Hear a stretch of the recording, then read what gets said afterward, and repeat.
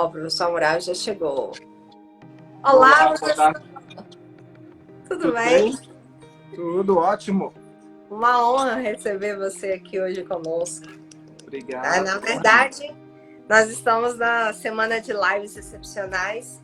Eu tenho um grande prazer, a grande honra em receber você, porque quem sabe, né, da história da minha vida sabe o quanto que eu sou grata a você. Eu tive aí, né, até hoje eu tenho você como meu mentor, que é a pessoa que, às vezes, quando eu fico nas dúvidas aí das adversidades do mercado, o que se deve fazer, e eu sou muito grata a todos esses aprendizados. Eu sempre falo que para estudar com o professor Hammurabi Mestre, não dá para, assim, ir cru. O que eu quero dizer com ir cru? Porque às vezes você se espanta com o jeito dele, que é o normal. Então, assim, como eu já estava vacinada, já vim estudando há algum tempo, ele fala as verdades e muitas vezes as pessoas não estão acostumadas a querer ouvir a verdade. Querendo ou não, eu gostei demais, porque ele nivela você por cima, ele não fica te enganando, entendeu? Então as questões são daquelas de nível hard mesmo, para mostrar que às vezes você pensa que sabe. E, professor Hammurabi, eu trouxe isso aqui. Toda semana eu trago algum objeto de algum professor que eu tenho. E depois você vai falar como é que eu fui com uma aluna, enfim. Eu trouxe aqui para mostrar para o pessoal. Quando eu fiz o curso com ele, eu encadernei, eu organizei, tá aqui com o nome dele. Eu acho que ele já tinha visto aqui isso que eu fiz para ele. Que, na verdade, olha só o que eu achei. Tinha até o comprovante da fralda aqui, da Alice, do chá de fralda. E aí eu tenho, tipo, todo o curso dele da época, ó, os documentários que ele mandou assistir, o nome dos documentários. E o legal, gente, que quando eu era aluna dele, a gente estudava os exercícios, ó, a resolução antiga, vem os exercícios, e eu logo em seguida saía psicografando o que ele ensinava. Então, por exemplo, aqui tá das tendências, só para vocês terem uma noção como é que eu aprendia com ele. Então, ele ia falando, eu ia pegando cada exercício e ia dissertando. Então, na verdade, eu escrevia sobre aquilo. Então, igual aqui um exemplo, ó. Essa questão é sobre gestão democrática. Então, ele me ensinou que eu tinha que pegar a questão, escrever a questão e vinha redigindo porque sobre aquele assunto todo. Olha o tanto. Isso é uma página. Isso é uma questão.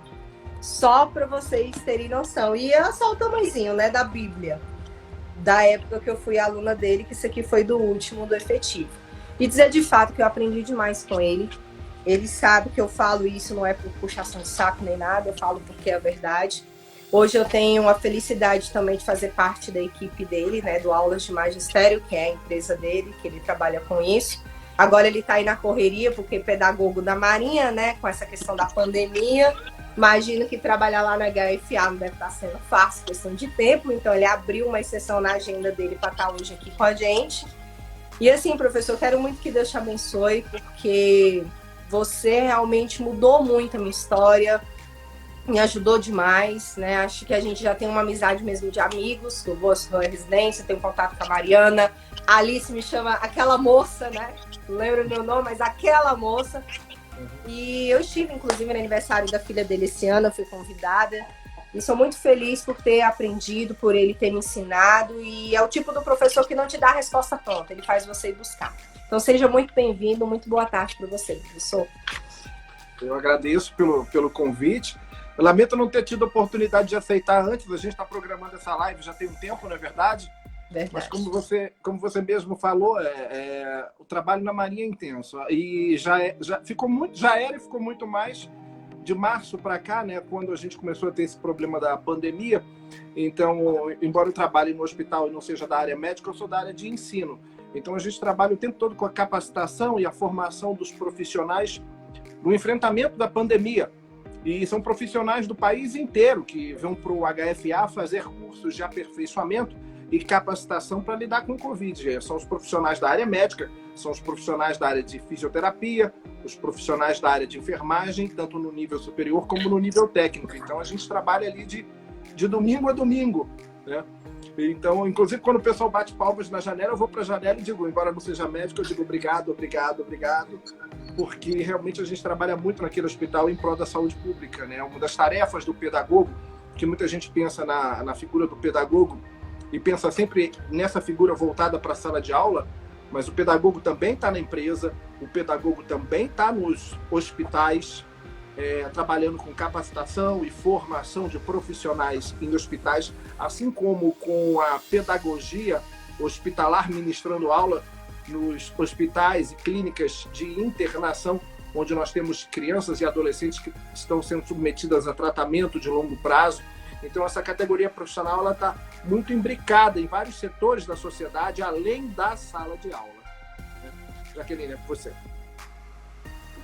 Perfeito. Professor Marco Aurélio, obrigado pela sua presença aí do Portal Concurso lá de Sergipe. Tá? Um grande beijo para vocês.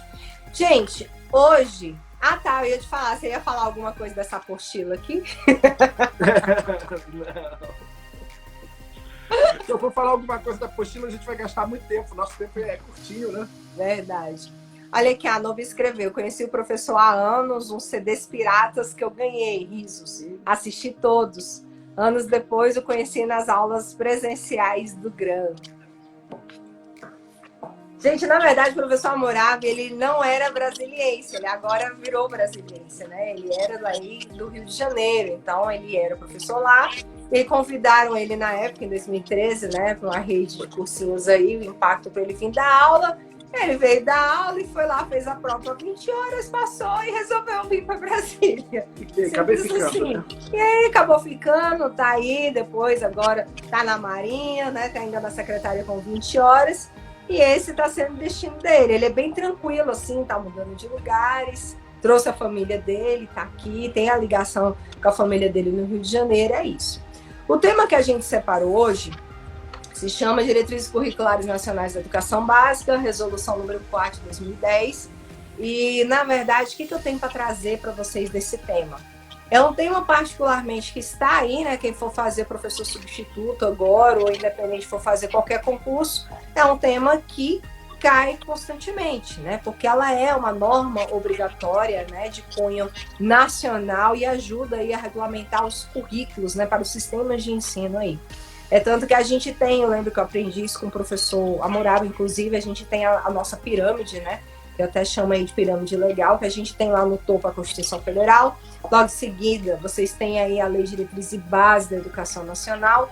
Abaixo aí vocês vão ter, né, a DCN, que é a diretriz que vai regulamentar esses currículos. Aí a gente também tem a BNCC, tá? A Base Nacional Comum Curricular, que agora também está sendo aí de grande relevância e está sendo cobrado nos certames. O que eu posso trazer para vocês de grande dica? Eu sempre falo o seguinte, quem estuda muito bem uma LDB, mas quando eu falo muito bem, é ter ela mastigada, de saber realmente quais os assuntos, saber todos os pontos, não vai ter muita dificuldade com as diretrizes. Vocês vão ver que muitos pontos se repetem, até coisas da LDB, da Constituição Federal, só que vocês percebem que a diretriz ela é mais ampliada em alguns pontos, tá? E ela também, né, tem o seu foco mais aí voltado para o currículo. Então, o que eu posso colocar para vocês é isso. Ela tem aí em base 60 artigos. Tem uma parte também legal para você que quer se aprofundar em formação inicial de professores. Tem bons artigos que falam sobre, inclusive, temos esse ponto aí no edital. Uma parte também que fala de PPP, né, Projeto Político Pedagógico, também que você dá uma lida. Mas eu percebo que, principalmente o CESP, gosta de fazer paralelos de duas leis em conjunto, né? LDB e DCN, como eu também já vi, Constituição Federal, LDB e DCN, tá bom? Então é importante a gente colocar esses pontos. Queria complementar alguma coisa, professor? Não, eu gosto muito, só de pegando gancho naquilo que você falou, né? Que é muito importante você estudar a LDB, ter uma base, ela forma praticamente boa parte da sua base na área de legislação, mas que quando você parte para o estudo das diretrizes, você tem que ter a LDB à mão, porque há muitos pontos nas diretrizes que são similares ao que estão previstos na LDB, mas não são 100% similares. Eles guardam algumas pequenas diferenças e, eventualmente, essas diferenças são cobradas em sede de prova de concurso público. E se você não souber aquilo que uma DCN difere da LDB ou da Constituição, você está fadado a perder uma questãozinha aí relevante numa prova de concurso. Foi o que você mesmo disse antes. E eu acho legal que um dos ensinamentos que você falou, que eu lembro até hoje, foi o seguinte. Gente, quando tá cobrando sua LDB é uma coisa, ok? Você vai julgar conforme a LDB. Gente, eu nem passei maquiagem, como é que eu sou bonita hoje? Eu passei uma base. Hoje eu falei, chega, professor, eu não quero nada, eu só quero um batom no rosto. Hoje eu tô cansada, entendeu? Obrigada, minha querida. E aí, o que acontece? O professor Hammurabi mesmo falava, se ele cobra LDB e DCN e o E, aquela conjunção E é ligação. Então, você precisa observar se está ao mesmo tempo na LDB e se está ao mesmo tempo na DCN para você falar que está correto. Se tiver em um, não tiver em outro, logo você sabe que está errado. Então, são esses pontos. Aí ele até colocou, eu lembro na época, e se tiver Constituição, LDB e DCN, como é que você vai julgar? Se tiver entre vírgulas, ok. Porque se tiver em qualquer um dos documentos, ótimo, mas se tiver o E. Então, eu sempre lembro muito disso. E às vezes o aluno, ele se enrola porque não entende o comando da questão. Então, é importante vocês se aterem à questão dessas dicas. Os alunos estão falando que você está bem diferente, que você está bem mais bonito. Obrigado. Gostaram de te ver diferente, cabelinho cortado, né? É. Então, o que a gente tem para colocar isso e lembrar também o seguinte, que as DCNs também falam aí das suas modalidades, inclusive por capítulos, né? Então, como é uma diretriz curricular nacional da educação básica, obviamente ela vai falar das 3 etapas e vai vir discorrendo aí sobre as suas modalidades. Então, é importante também a gente colocar isso, perfeito? Então, vamos pegar aí, queria que vocês fossem colocando, se vocês tiverem, claro, algumas dúvidas a respeito disso, alguma coisa aí, sei lá, se tiver tempo para resolver também, falar de algum outro assunto, a gente fala, acredito que não, mas vai que você tem alguma dúvida pontual, pode estar colocando, que eu vou estar resolvendo aí com o professor Hammurabi. A Maria da Graça escreveu, é um privilégio ter vocês, a gente que se sente privilegiado de vocês estarem aqui conosco nesse sábado, 16h13. Então vamos lá, professor Hammurabi. A gente vai conversando aqui, a gente vai discorrendo. Eu vou começar a ler as questões aqui para a gente ir esmiuçando. Então, gente, para quem não pegou ainda o material, está lá no link, no Linktree lá meu. Coloquei o link desse material junto com o professor Hammurabi, tá bom? Então, a gente tem as diretrizes curriculares, aliás, CESP, né? Sebrasp 2018, uma das últimas questões que o CESP fez sobre o assunto. Seduc Alagoas, professor Química. As diretrizes curriculares nacionais, DCN, fixadas pelo Conselho Nacional de Educação, CNE, estabelecem referências para a educação infantil, o ensino fundamental e o ensino médio. Acerca desse assunto, julgue o item a seguir. Número 1. As DCNs foram criadas para assegurar uma formação básica comum para a educação básica brasileira e, para isso, orienta os currículos e seus conteúdos mínimos. E aí, galera?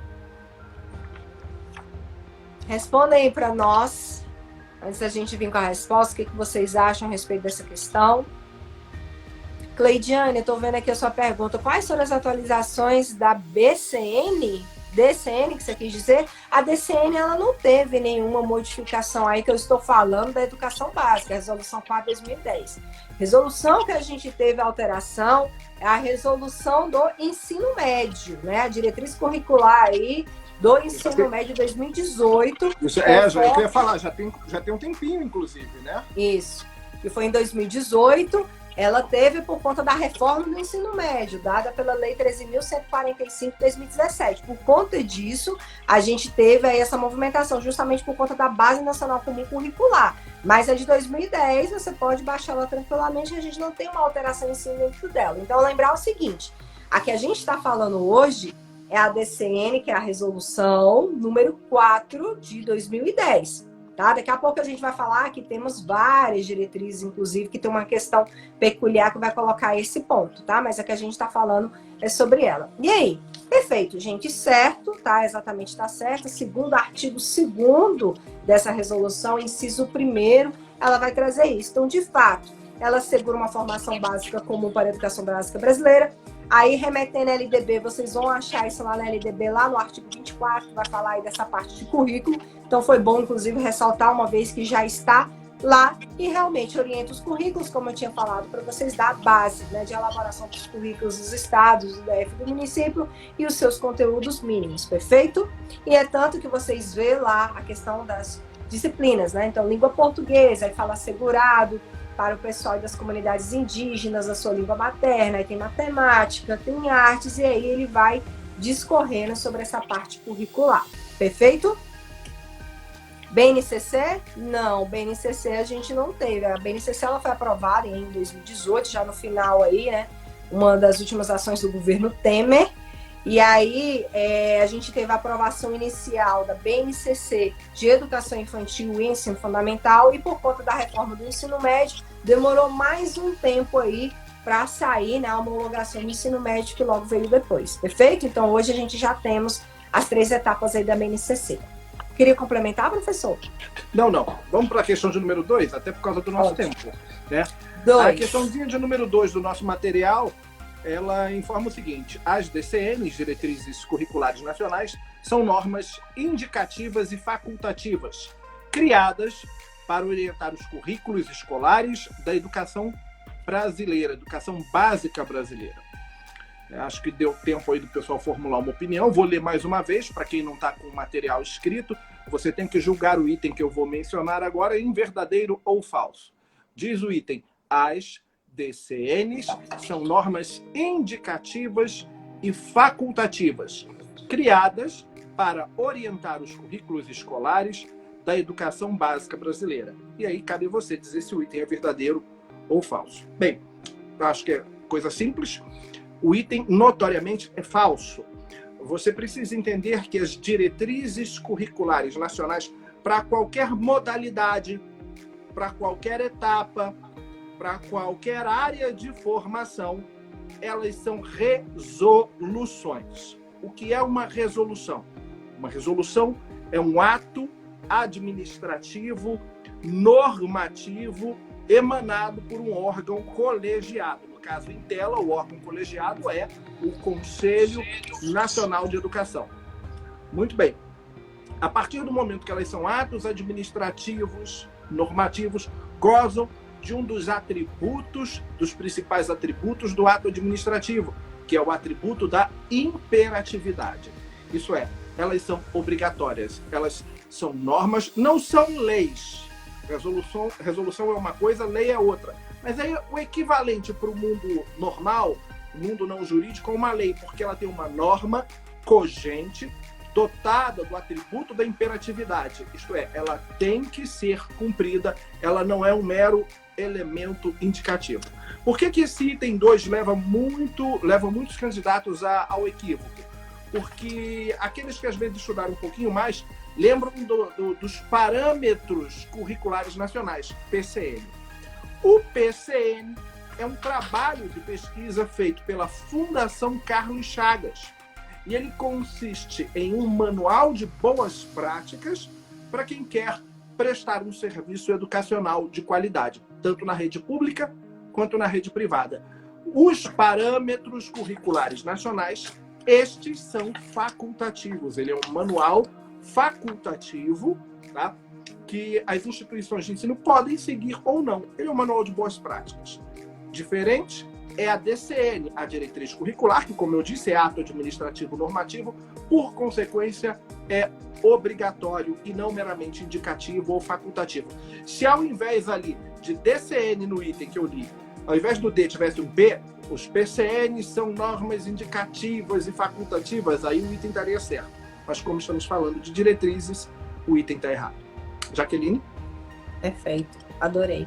Na verdade, foi bom você ter falado do PCN, eu sempre falo, o PCN ele foi baseado aí no modelo norte-americano, então é um modelo de educação a ser seguido, o próprio nome diz, parâmetro, na verdade, é isso, de um modelo, de um aconselhamento, aí fica, né, de acordo com os sistemas de ensino, adotarem ou não, inclusive o Léo está aí assistindo, foi ele, inclusive, ontem também tinha perguntado sobre esse ponto, muito bem colocado sua explanação, professor.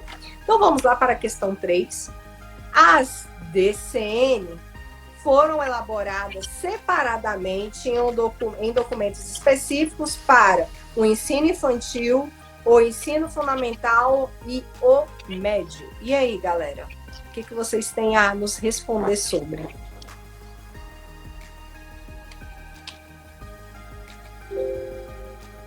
Falem comigo. Ficaram mudos? O que foi? Fala comigo, gente. Gente, ficaram mudos? Ninguém vai se arriscar nessa? O Léo. Ótimo, Léo. Agora sim, Cecília, certo, certo. Então, gente, falar para vocês o que aconteceu aí. Inicialmente, quando saiu o gabarito definitivo, primeiro gabarito, né, o provisório, a banca entendeu como certo, né? Mas aí, acredito eu que entraram com interposição aí em relevância a essa questão do gabarito. Então, um dos pontos que a gente vai olhar são algumas questões. Então, por exemplo, primeiro ponto aqui, antes de eu explicar a história disso. Ensino infantil. De fato, nós temos que nós chamamos de educação infantil. Se você for procurar nas DCNs, não existe ensino infantil, tá? Se a gente for pegar aí nos miúdos, é um primeiro ponto que eu, professora Jaqueline, estou analisando. O segundo ponto, o que aconteceu realmente com essa questão? Ela foi anulada, de fato, depois, né? Quando saiu o gabarito definitivo, mas eu trouxe para a gente discutir. Então, o primeiro gabarito dela foi correto, depois foi anulado. Aí, o que acontece? Em 1997... o Conselho Nacional de Educação realizou uma produção de orientações normativas, tá? Naquela época, se a gente pensar, 1997, inclusive, não era ainda obrigatória a questão do ensino médio. A gente só tinha mesmo de obrigatoriedade o ensino fundamental. Nem a pré-escola também ela era obrigatória, porque a obrigatoriedade ela vem aí logo depois, 2006, 2009 a gente tem algumas alterações, inclusive na LDB que fala sobre isso. E aí tratava em 1997, essa produção dessas orientações normativas em regulamentar a educação básica como um todo, tá? De fato. E aí sim, depois disso, desse trâmite todo, eles editaram pareceres, tá? Porque eu não sei se vocês já perceberam, quando vocês pegam a DCN, antes da DCN tem um parecer, que é a justificativa, né? Sobre aquela etapa, né? Sobre a modalidade, quando for o caso. E a partir daí sim, né? Dentro do Conselho Nacional de Educação, eles foram separando cada etapa e cada modalidade. Então, o que hoje nós temos? Por isso que eu falei que lá na frente eu ia explicar. Nós temos uma diretriz geral da educação básica, a resolução 4/2010, tá? Inclusive, vocês podem ver que existe um verde, um caderno verde, ele é bem grosso. Assim, você fala, nossa, eu tenho que estudar todas aquelas DCNs. E eu lembro que eu fiz, inclusive, essa pergunta para o professor Murabi na época, e eu acho que a melhor resposta que ele me deu na época é a melhor resposta que eu tenho para dar para vocês. De fato, essa é a cobrada.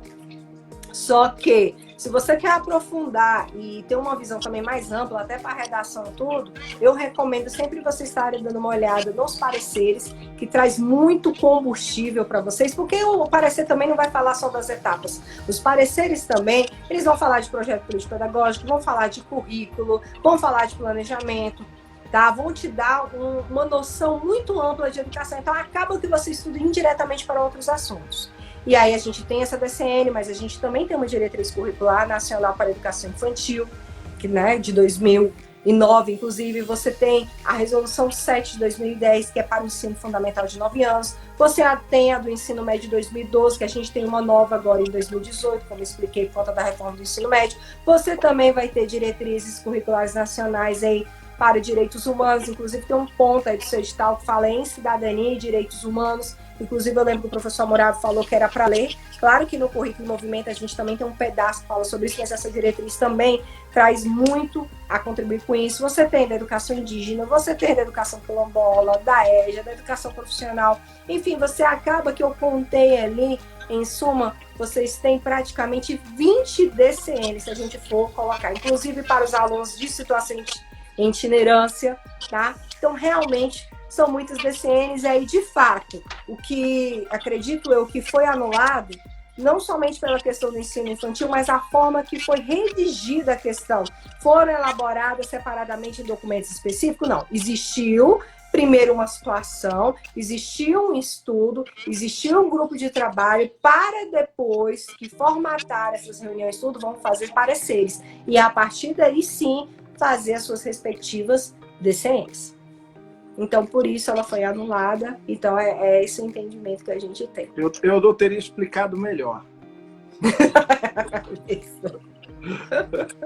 Aprendi com você. Vamos para a questão do número 4, então? Será que deu tempo? O pessoal respirou aí? Tem muita informação, hein? Verdade. Item número 4. É garantido ao educando que está no ensino médio o acesso à educação intermediária profissional. Vou repetir, e aí você analisa e diz se é verdadeiro ou falso. É garantindo ao educando que está no ensino médio o acesso à educação intermediária profissional. Nós temos alguma norma na DCN que fala de educação profissional? Essa é a primeira coisa que você tem que ter em mente. As DCNs para educação básica, elas estabelecem normas que falam dos níveis, falam um pouco, na verdade ela não vai falar dos níveis, ela vai falar de um nível que é a educação básica. Os níveis dividem-se em dois, educação básica e educação superior, então ela vai direcionar suas normas para um nível, que é a educação básica, mas vai falar de todas as etapas, educação infantil, ensino fundamental e ensino médio. E vai falar das modalidades. E daí você tem que ter um cuidado muito grande nesse trato com as modalidades, porque ela vai falar da educação profissional, ela vai falar da EJA, vai falar da educação à distância, e lá no finalzinho desse trabalho a gente vai fazer um comentário de uma pegadinha que pode ser usada para fins de prova de concurso público, como, por exemplo, se eu te pergunto quais são as modalidades de ensino segundo a LDB. Segundo a LDB, você tem uma resposta. Quais são as modalidades segundo a LDB? Se eu te perguntar quais são as modalidades segundo esta diretriz que estamos estudando aqui, a resposta é outra. E se eu te perguntar simplesmente, sem direcionar a nenhum documento, quais são as modalidades de educação, você tem uma terceira resposta diferente das duas anteriores. Olha que profundidade. Então, a mesma pergunta, ela pode ter 3 respostas, dependendo de para onde a gente direciona. Se eu direciono para a LDB quais são as modalidades, é uma resposta. Se eu direciono para essas DCNs, é outra resposta. E se eu não direciono para documento nenhum, eu tenho uma outra resposta muito mais ampla. Então, a gente aqui está falando um pouco sobre educação profissional, porque a DCN fala de educação profissional, e aqui ela está mencionando, é garantindo ao educando que está no ensino médio o acesso à educação intermediária profissional. A resposta ela vai estar lá na seara do artigo 32, em partes que são muito parecidas, mas não necessariamente iguais, ao que nós temos na LDB. A gente sabe que a educação profissional técnica de nível médio na LDB, e aqui nessa diretriz, ela se subdivide em articulada e subsequente. E aí, quando você mergulha no estudo da modalidade subsequente, tanto na LDB como nessa diretriz, você descobre que é possível, sim, é admitido, sim, a expedição de certificados de conclusão de etapas de curso, né, que possibilitem a qualificação profissional intermediária. Isso é, você pega, por exemplo, um curso de acupuntura, que tem 2.000 horas, um curso técnico de 2.000 horas, que tem acupuntura, 2.000 horas. Mas as primeiras 600 horas são de shiatsu terapia. Então, quando você termina as primeiras 600 horas, você já recebe uma certificação para trabalhar com shiatsu terapia. E nesse momento que você terminou essas primeiras 600 horas de 2.000, ainda tem 1.400 para fazer, mas as primeiras 600 foram só de shiatsu terapia, você recebe uma qualificação profissional intermediária. Então, o termo técnico é qualificação. Por isso, o item notoriamente é errado, porque o item diz que é garantindo ao educando que está no ensino médio o acesso à educação intermediária profissional. Não é educação intermediária profissional, mas sim uma qualificação devidamente certificada profissional. Qualificação intermediária profissional. É isso que a legislação assegura. Então, o nosso gabarito do item 4 é falso, porque não é uma educação intermediária profissional, e sim uma qualificação. E a resposta está lá na seara do artigo 32 da DCN. Com vocês. Realmente, né, a gente fica aqui. Só assistindo, né, gente? Que o cara é muito... Vocês entenderam, né? O que eu quis dizer para não falar a palavra. O professor é top demais. Vamos lá, próxima. Ah, tá. E detalhe. Aqui se enquadra bem, professor Hammurabi, lá no início dessa questão, aquele ensinamento que você me deu, que você sempre fala para os alunos, tendo como referência a LDB e DCNs nacionais. Aí já entra aquele outro ponto que você falou, tem que estar nos dois documentos ainda para você julgar a assertiva, né? Exato. Então é importante também colocar isso. Aí vemos aqui, a duração mínima do ensino médio é de 3 anos? E aí, galera? A duração mínima do ensino médio é de 3 anos.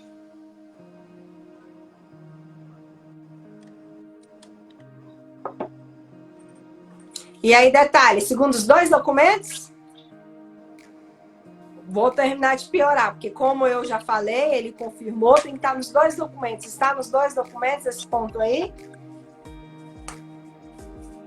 Muito bem, gente. De fato, né? A duração mínima do ensino médio é de 3 anos, conforme a DCN. Se você também quiser procurar lá na LDB, está lá previsto em seu artigo 35. Aí, inclusive, professor, já teve alunos que me recomendaram assim, mas quando eu falo é de 3 anos, né? A duração mínima é de 3 anos, então significa que eu posso ter mais que 3? Sim, por mais que hoje vocês se encontram primeiro, segundo ano, terceiro ano, primeira série, segunda série, terceira série.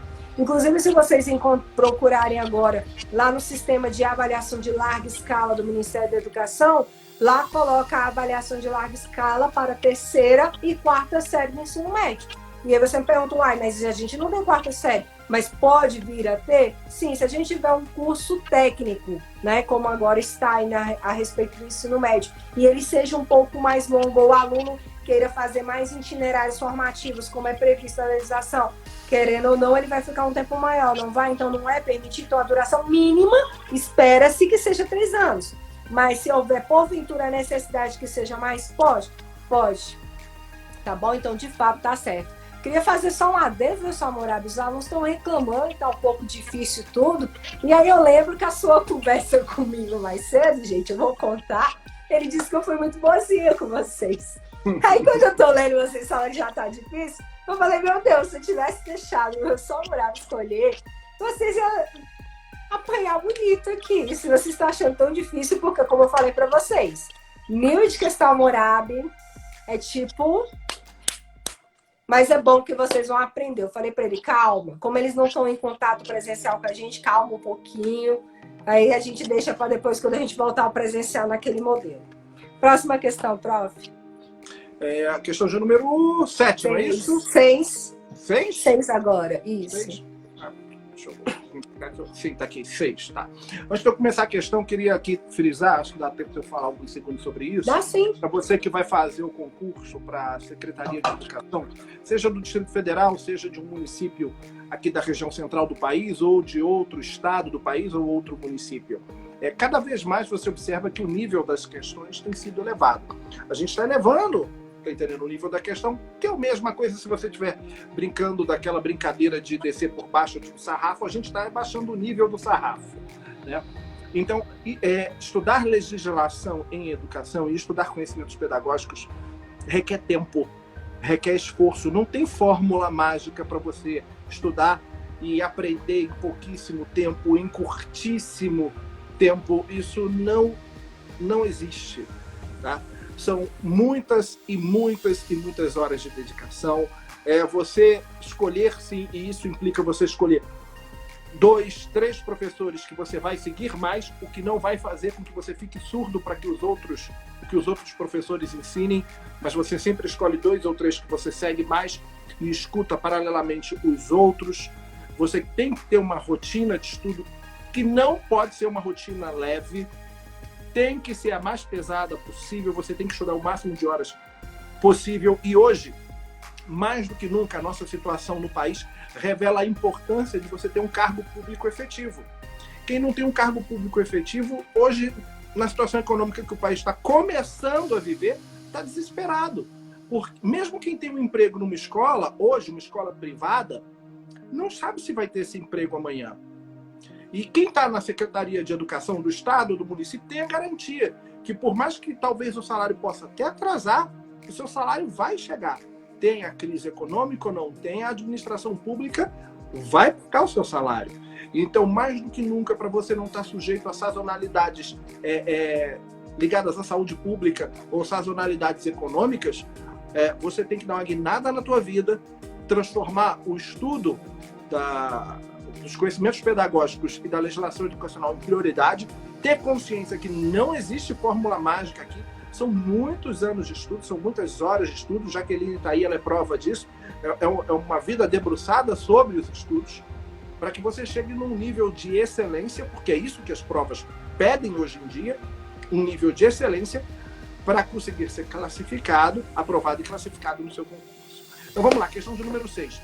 No ensino médio, a grandeza qualitativa nos componentes curriculares é menos valorizada que as conexões, as articulações, as experiências, as escolhas, os julgamentos, o prazer de conhecer e o rigor no trato do conhecimento. Vou reler para você. No ensino médio, a grandeza qualitativa dos componentes curriculares é menos valorizada que as conexões, as articulações, as experiências, as escolhas, os julgamentos, o prazer de conhecer e o rigor no trato do conhecimento. Essa eu achei uma das mais difíceis. Jura? Eu achei... Não, para eles, né? Para eles que eu estou falando. Porque se eu perguntar onde é que eles acharam isso, onde é que tem isso, é aí que começa aquela situação que você faz. Onde é que você viu isso? Onde é que tem isso? E aí? Entendeu? Nesse ponto. E ele aqui, vamos lá. Ele aqui, ele pega, ó, no ensino médio, a grandeza qualitativa é menos valorizada que as conexões, as articulações, as experiências, as escolhas e os julgamentos, o prazer de conhecer. Ele simplesmente desdobrou. Pega tudo isso que está depois da palavra conexões, pega essa parte, conexões, articulações, experiências e escolas e julgamentos. Você tem um sinônimo para tudo isso. Esse conjunto todo de palavras, você tem um sinônimo. Quer comentar? Inicia o comentário. Vai. Tá. Gente, de fato, ela tá certa, mas a pergunta que eu faria para vocês é o que o Hammurabi sempre fazia quando eu era aluna dele. Tá certa. Eu falava, tá certo segundo quem? Onde você... Segundo quem? Fundamento. Não adianta você me falar que tá certo. Eu quero saber o embasamento. Era assim que ele fazia. Não pode ser mediúnico. Então isso. Vamos lá.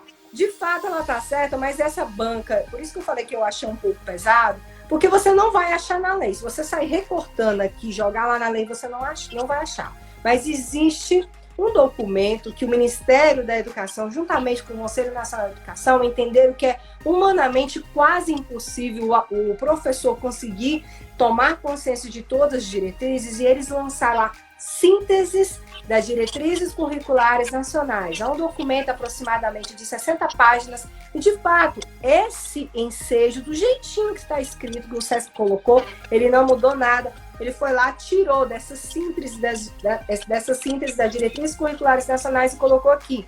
Gerou revolta, tanto que depois essa questão aí entrou na berlinda, né, de ser anulado ou não. Mas, de fato, está correto, mas não é segundo um artigo específico das diretrizes curriculares nacionais, e sim segundo a síntese. E a síntese, querendo ou não, é um desdobramento dessa diretriz curricular. Então, se você falar para mim, poxa, professora, está muito corrido, eu não consigo ler todos os pareceres, tudo. A síntese traz também bons combustíveis sobre o assunto, das etapas, das modalidades, também recomendo a leitura. Perfeito? Exato, você foi no ponto. E isso é o que o aluno, essa é a diferença que a Jaqueline acabou de mostrar entre o aluno que é aprovado e o aluno que é classificado. O aluno que é simplesmente aprovado, ele vai lá na diretriz e estuda a diretriz. E tá certo, eu estudei o que o edital mandou. Enquanto você estudar o que o edital manda, você vai sempre ser aprovado, mas nunca vai ser classificado. Você tem que ir além. O edital não vai mandar você estudar a síntese das diretrizes curriculares. Não vai. Mas você tem que ir. Porque você vai ter uma questão que de repente remete à síntese, que foi o que aconteceu aqui agora, e não vai saber responder. Ah, mas eu entro com recurso e anulo a questão porque não estava no conteúdo programático do edital. Você vai perder, porque o conteúdo programático do edital é um mero elemento indicativo. A banca não fica impedida de perguntar assuntos correlatos. Então, são 2 erros graves. Ah, estudei o edital todo, matei a matéria, sei tudo. Não, você tem que ir além. Se deu a DCN para educação básica, você também vai estudar as sínteses. E detalhe, dependendo da banca, você vai ter que procurar jurisprudência sobre aquela matéria. Se houver, você tem que estudar aquela jurisprudência também. Porque, eventualmente, ela pode cair. E aí você não pode alegar, ah, não estava no edital, eu não estudei, vou entrar com recurso. Você pode até entrar com recurso, mas você não vai ser bem sucedido no seu recurso. Ah, eu entro na justiça. Existe jurisprudência, inclusive já do STF, que diz que o judiciário não entra no mérito de questão de prova de concurso público. Exatamente. Você vai perder de todo jeito. Então, a diferença entre o aluno que é aprovado e o aluno que é classificado é que o aluno que é classificado, ele vai além. Ele vai muito além do edital. Você não treina. Você vai fazer uma corrida de 5 quilômetros. Você não treina para uma corrida de 5 quilômetros correndo 5 quilômetros. Não vai se dar bem na corrida. Quem vai correr uma corrida de 5 quilômetros, corre todo dia 10, 15, 20 quilômetros por dia. Vai muito além do seu trajeto. Então, você vai fazer um concurso público, você não se limita ao edital. Você vai em outros documentos correlatos, você vai na jurisprudência, você vai na análise doutrinária. Você vai na análise doutrinária da legislação e dos conhecimentos pedagógicos. A coisa não é tão rasa assim, tá? Isso é muito importante. Jaqueline foi muito bem. Eu dei só a deixa aí, você acabou explicando a questão. A próxima é sua, mas a gente comenta junto. Vamos lá, certo? Tá bom. Vamos lá, IBFC 2017, TJ, Pernambuco, analista judiciário, pedagogo. As diretrizes curriculares nacionais, DCN-EB, são normas. O professor Hammurabi já falou, já falei, só vou repetir, né? Algo que vocês já sabem. Olha que coisa legal, né? É uma prova para analista judiciário. A prova de nível superior para trabalhar com o pedagogo no tribunal, né? Tá bom essa questão. Aí vocês veem, letra A, consultivas? Não. E ele até falou sobre a questão de consultiva mais cedo. Restritivas? Também não. Letra C, obrigatória, né?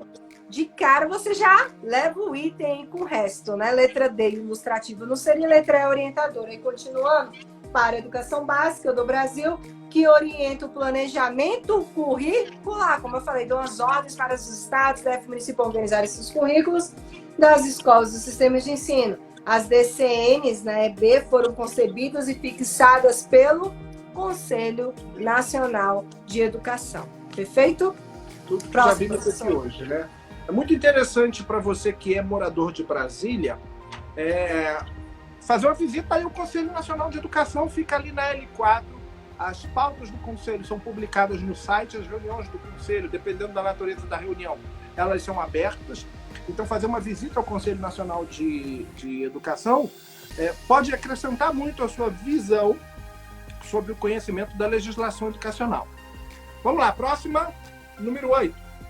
Sebrasp, não é isso? 2017, último professor de educação básica. No que se refere ao Plano Nacional de Educação e as diretrizes curriculares nacionais gerais para a educação básica, julgue os itens a seguir. Então, ele aqui acrescenta um outro elemento normativo à nossa DCN, que é o Plano Nacional de Educação, que aparece na Constituição Federal, lá no artigo 214. O 214 menciona o Plano Nacional de Educação. O nosso atual plano vai até o ano de 2024, né, possuindo 20 metas para alcançarmos em matéria de educação, metas essas que são alcançadas através de uma série de diretrizes. Então, não é o foco absoluto da questão, mas a gente pode depois ter até uma live só falando aí de... Já tivemos, não? Você já fez algum fala de DCN? Não. PCN é um documento cada vez mais recorrente nas provas de concurso público e que merece uma live só para ele.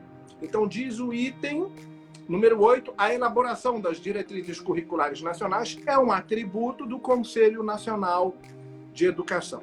Assim como o Conselho Nacional de Educação produz as diretrizes curriculares nacionais, cada um dos estados da federação possui um Conselho Estadual de Educação. E, inclusive, aqui no Distrito Federal, existe o Conselho Distrital de Educação. E cada um deles também vai produzir as respectivas diretrizes curriculares, agora estaduais ou distrital, respectivamente. Então, o Conselho Nacional produz resoluções com circunscrição em todo o território nacional, enquanto os conselhos estaduais produzem resoluções, diretrizes curriculares estaduais, isto é, circunscritas aos respectivos estados, e o mesmo vale para o Distrito Federal. E os municípios também possuem seus conselhos municipais de educação, que vão produzir as diretrizes curriculares municipais para a educação, cuja circunscrição é ali o município, para atender às peculiaridades locais. Peculiaridades locais, diretrizes curriculares municipais. Peculiaridades regionais, diretrizes curriculares estaduais ou do Distrito Federal. E peculiaridades nacionais, diretrizes curriculares nacionais. Por consequência, o item está correto. A elaboração das DCNs, diretrizes curriculares nacionais, é uma atribuição do Conselho Nacional de Educação, localizado ali na L4, na Asa Norte, Brasília, DF. Tá. E eu só queria também colocar que se você, de fato, como o professor fala, você querer ir mais além, se você observar, toda DCN vai vir assim para você, igual a nossa. Resolução CNE/SEB, número 4/2010. Você nunca parou para se perguntar o que significa aquele CNE e aquela /SEB? O CNE realmente é o Conselho Nacional de Educação e o SEB é o quê? Câmara de Educação Básica. Então, todas elas vocês vão encontrar essa sigla. E realmente, de fato, se você tivesse só parado para perceber isso daí, de fato, você já levava o item. Mas é importante toda essa explanação do professor Amurá. Vamos lá. Questão 9. É vedada a matrícula de adolescente com idade entre 14 e 16 anos na educação de jovens e adultos, ainda que a ele tenha sido concedido o direito de emancipação para os atos da vida civil. E aí, gente? Vedada a matrícula de adolescente com idade entre 14 e 16 anos na educação de jovens e adultos, ainda que ele tenha sido concedido o direito de emancipação para os atos da vida civil. Então vamos lá. Errado. Primeiro, você não vai encontrar nada falando do direito de emancipação para os atos da vida civil na DCN, por mais que ele tenha. Mas aí, o crucial é vocês lembrar o seguinte, eu sempre dou a dica do seguinte, vamos lá falar da educação de jovens e adultos a respeito de exames, né, supletivos. Qual é a idade regular que o aluno termina a educação, ensino fundamental, aí dentro da educação básica? 14 anos. São 14 anos é a idade regular. 14 mais 1, 15. Com 15 ele sai fora de faixa. Então, com 15 anos ele pode sim fazer exame para, né, obter a certificação. Inclusive tem o Enseja, né, por exemplo, para o ensino fundamental. Ok, vamos lá. Qual a idade normalmente que o educando termina o ensino médio, termina a educação básica? 17. 17 a gente está dentro da faixa. Mais 1, 18. Com 18 anos, sim, ele é permitido fazer exame para certificação do ensino médio. Então, quando ele fala 14 anos, beleza, se for para o ensino fundamental, ok. Mas 16 anos, não. Independente da emancipação, logo está errado. No mínimo, ele tinha que ter aqui, no caso de falar de ensino médio, 18 anos. Então, por isso, essa questão está errada. Tranquila, não foi? Foi. Sobrou uma. 10. Sobrou uma. Questão de número 10 para a gente fechar. Nosso tempo também, de fato, está quase acabando. O Instagram só dá para a gente 1 hora, não é isso? É. Quando a coisa começa a ficar boa, acaba o tempo. Questão número 10 do ano de 2018. A resolução CNE-CEB número 4 de 2010, que são as Diretrizes Curriculares Nacionais para a Educação Básica, estabelece as Diretrizes Curriculares Nacionais para a Educação Básica. Conforme esse documento, para a organização da educação básica, devem-se observar as diretrizes curriculares nacionais comuns a todas as suas etapas, modalidades, que é o que a gente vai falar aqui, e orientações temáticas respeitadas as suas especificidades e as dos sujeitos a que se destinam. São consideradas modalidades da educação básica. A pergunta está direcionada à DCN, tá? E é o que eu te falei, aquela pergunta que pode vir a ter até 3 respostas, dependendo de para onde eu direciono. Então, na letra A temos educação infantil. De pronto, a letra A já está errada, porque educação infantil não é modalidade. Ela é uma etapa da educação básica. Então já está fora de contexto. Ensino fundamental, ainda na letra A, é outra etapa. Ensino médio é outra etapa. Educação especial, no finalzinho da letra A, apresenta, sim, uma modalidade. Mas a letra A já está contaminada. Letra B, educação especial. Educação profissional e tecnológica. Pedagogia da terra. Não, você não vai ler isso nas DCNs, não. E educação escolar indígena, você de fato até lê sobre educação escolar indígena. A educação escolar indígena está dentro do contexto, mas a pedagogia da terra não. O que é? Só um complemento, professor. Vocês sabem o que é a pedagogia da terra? É outro nome que se dá para a educação ambiental, ou ecopedagogia, que o Moacir Gadotti fala muito bem a respeito. Então, na verdade, é um tema transversal e não uma modalidade. Só para complementar aí. Letra C, educação de tempo integral, que não é modalidade, nem é etapa, nem é nível, não entra nessa classificação, é uma forma de prestação do serviço, na verdade. A educação tecnológica, na letra C, está dentro do contexto, a educação profissional e tecnológica seria o mais correto. Educação do campo, que está dentro do contexto. Educação escolar indígena e educação à distância estão dentro do contexto, mas essa educação de tempo integral contamina todo o conteúdo da letra C. Vamos para a letra D. A letra D fala em educação de jovens e adultos, muito bom. Educação especial, muito bom. Educação profissional e tecnológica. E eu vou pular lá para a última, por favor. Educação à distância. Eu pulei 2 aí, olha. Vamos lá, só para você entender. Letra D, educação de jovens e adultos. Educação especial, educação profissional e tecnológica e educação à distância. Eu fui lá para a última. Estas 4 da letra D são as 4 modalidades previstas na LDB. Se a pergunta fosse feita segundo a LDB, a resposta teriam apenas essas 4. Educação de jovens e adultos, educação especial, educação profissional e tecnológica e educação à distância, que são as 4 que aparecem na LDB. E as 4 que aparecem na LDB estão contidas dentro do contexto das DCMs. Ainda temos aqui, na letra D, a educação do campo, perfeito, está correto, e a educação indígena, educação do campo e educação indígena, que, de acordo com a com a DCN, estão corretas. Então, a letra D é, de fato, o nosso gabarito. E aí você tem aí a seguinte estrutura. Se eu falar de educação de jovens e adultos, educação especial, educação profissional e tecnológica, educação à distância, essas 4 seriam a resposta segundo a LDB. Se a pergunta for feita segundo as DCNs, além dessas 4, soma-se a educação do campo e a educação indígena. E se a pergunta não direcionar para nenhum documento, ela for ampla, genérica, queremos saber todas as modalidades, a tudo isso você vai somar a educação quilombola, que não está aqui prevista na DCN, mas que se soma a tudo isso. Então, a mesma pergunta pode ter até 3 respostas, dependendo de para onde você direciona. Se direcionou para a LDB, apenas as 4 que eu mencionei aqui. Jovens e adultos, especial, profissional e tecnológica e à distância. Se direciona para as DCNs, toda a letra D estaria correta, some-se as 4 iniciais, a educação do campo e a educação indígena, e se a pergunta for ampla, sem direcionar a nenhum documento, são todas as anteriormente mencionadas, mais a educação quilombola. Jaqueline, é com você. Eu queria só fazer um complemento, professor, bem explanado, bem colocado.